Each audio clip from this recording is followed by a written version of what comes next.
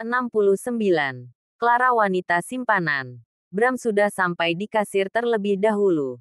Tak lama dua orang penjaga butik membawakan dress-dress yang Bram akan beli. Penjaga butik itu memberikannya pasa petugas kasir. Petugas kasir agak syok melihat dress sebanyak itu akan dibeli oleh Bram. Pasalnya, di sana ada lebih dari 10 dress yang akan Bram beli. Semua ini, Tuan? Tanya petugas kasir.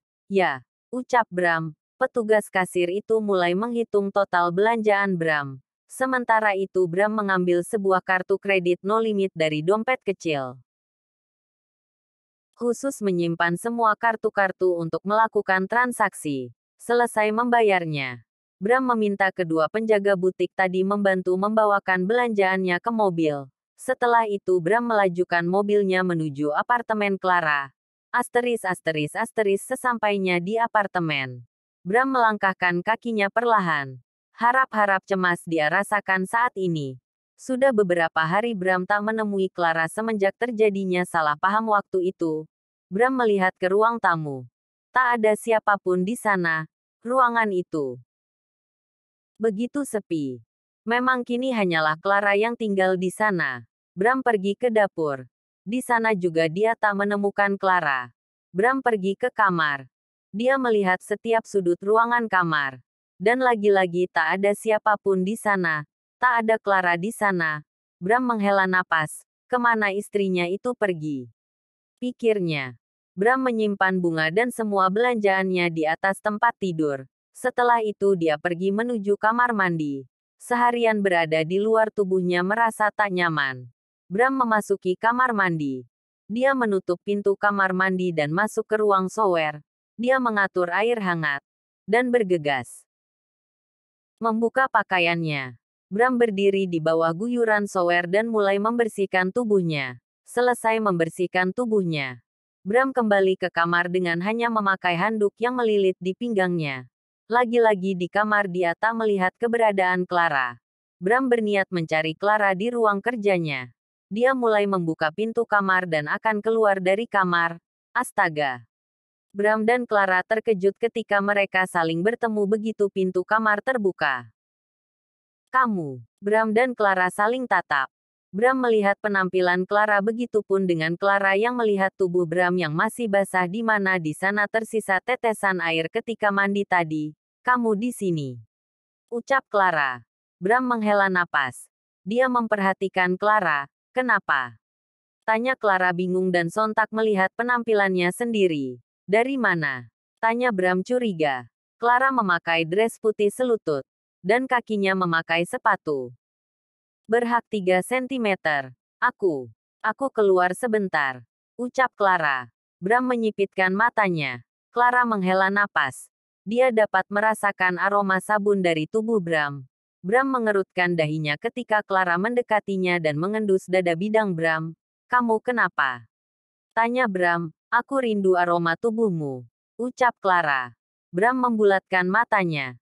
Dia terkejut mendengar pernyataan Clara masih terus mengendus aroma tubuh Bram. Sementara itu Bram mulai merasa tak nyaman karena sensasi geli dari hembusan napas Clara. Apa kamu sedang mencoba menggodaku? Tanya Bram. Clara menggelengkan kepalanya. Dia berlalu ke dalam kamar. Pandangan Clara tertuju pada buket bunga mawar dan beberapa paperback yang ada di atas tempat tidur. Dia mendekati tempat tidur dan mengambil bunga mawar tersebut. Dia juga melihat isi dari masing-masing paperback tersebut. Apa ini darimu? Tanya Clara seraya melihat Bram. Bram melangkahkan kakinya. Dia mendekati Clara. Aku harap kamu menyukainya, ucap Bram. Clara tersenyum melihat Bram. Clara, aku ingin mengatakan sesuatu, ucap Bram menatap Clara serius. Clara mengerutkan dahinya dengan pandangan tak lepas dari mata Bram. Aku ingin minta maaf atas kejadian waktu itu. Maaf sudah salah paham padamu, ucap Bram. Clara terdiam. Dia kembali melihat bunga dan belanjaan yang Bram berikan. Apa semua ini sebagai permintaan maafmu? Tanya Clara. Ya, aku tak tahu apa yang kamu sukai. Karena itu, aku membelikan bunga itu dan beberapa dress hamil untukmu. Tapi sebetulnya, Aku tak bermaksud ingin menyogokmu agar mau memaafkanku. Aku hanya, hahaha. Bram terkejut ketika tiba-tiba saja Clara tertawa. Apa ada yang lucu? Tanya Bram gugup. Entah mengapa dia merasa bodoh melihat Clara tertawa seperti menertawakannya.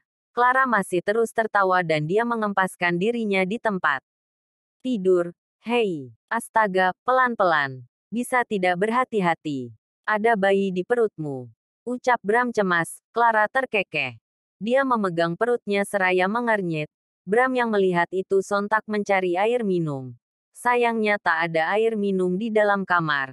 Bram berlari keluar kamar membuat Clara merasa bingung.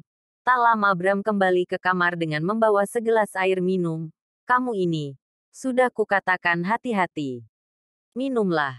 Apa perutmu masih sakit? Bagaimana dengan bayinya? Ucap Bram cemas. Clara kembali terkekeh. Ekspresi Bram benar-benar menggemaskan ketika tengah panik seperti itu.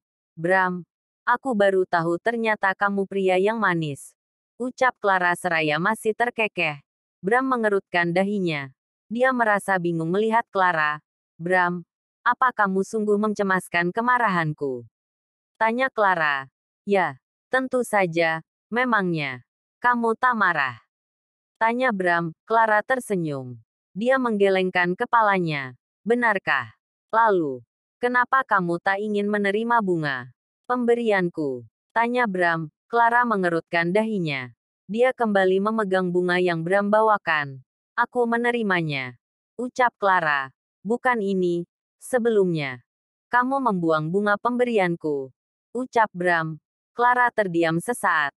Dia teringat kembali bunga pertama yang Bram berikan. Saat itu dia memang meminta pengantar bunga untuk membuang bunga dari Bram. Tetapi setelahnya Clara mengambil kembali bunga itu yang sudah berada di dalam tong sampah. Clara tersenyum.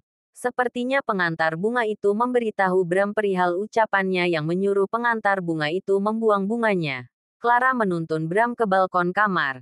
Dia menunjukkan bunga pemberian Bram. Bunga yang tampak layu itu berada di dalam pot. Bram mengerutkan dahinya melihat bunga tersebut. Aku menerima bungamu. Aku memang meminta pengantar bunga itu untuk membuang bunga darimu. Setelah itu aku mengambilnya kembali dan menyimpannya. Ucap Clara. Bram terdiam. Dia menatap Clara. Bram tak menyangka Clara menerima bunga pemberiannya. Apa kamu benar-benar tak marah lagi padaku? Tanya Bram. Tidak. Ucap Clara tersenyum. Kenapa? Bukankah waktu itu kamu marah padaku? Aku jahat sekali. Aku sudah menuduhmu yang tidak-tidak. Ucap Bram. Memangnya siapa yang mengatakan dirimu baik? Kamu memang jahat. Menuduhku tanpa mencari tahu kebenaran terlebih dahulu. Ucap Clara dan mengerucutkan bibirnya. Bram dibuat bingung mendengar ucapan Clara. Lalu, kenapa kini kamu tak lagi marah? Tanya Bram. Karena kamu suamiku. Dan aku cukup mengenalmu. Ucap Clara. Bram terdiam. Dia merasa benar-benar bodoh karena benar-benar tak mengerti maksud ucapan Clara. Kamu tahu, Bram, hidup denganmu bukan perihal mudah. Dan itu aku rasakan semenjak aku tahu dirimu yang sebenarnya. Tapi, itu pilihanku. Aku tak bisa berbuat apa-apa. Terlebih, kini kamu suamiku. Ayah dari anak yang kukandung. Aku pernah mengatakan padamu. Aku hanya ingin menikah dengan pria yang kucintai. Dan yang mencintaiku. Tuhan mendengarkan permintaanku. Yaitu menikah dengan orang yang mencintaiku. Aku percaya. Seseorang yang mencintai pasangannya. Dia akan berusaha menjaga pasangannya. Dan kamu melakukannya. Mungkin. Caramu sedikit berbeda. Dan terkadang membuatku merasa lelah. Tapi itulah hidup. Bukankah tak semua kepala memiliki pemikiran yang sama? Ucap Clara tersenyum. Bram menelan air liurnya. Entah wanita macam apa Clara. Entah hatinya terbuat dari apa. Bahkan setelah sikap kasarnya selama ini tetapi Clara justru memiliki pemikiran berbeda tentangnya. Jika itu orang lain, Bram yakin dia takkan mampu bertahan dengan Bram. Bahkan mantan kekasihnya saja meninggalkannya dengan alasan dirinya yang tak pernah peduli pada mantan kekasihnya. Namun, Clara benar-benar memiliki pandangan berbeda, di mana yang statusnya hanya sebagai istri kedua yang keberadaannya tak diakui dunia. Tetapi begitu mengerti dirinya, bersambung.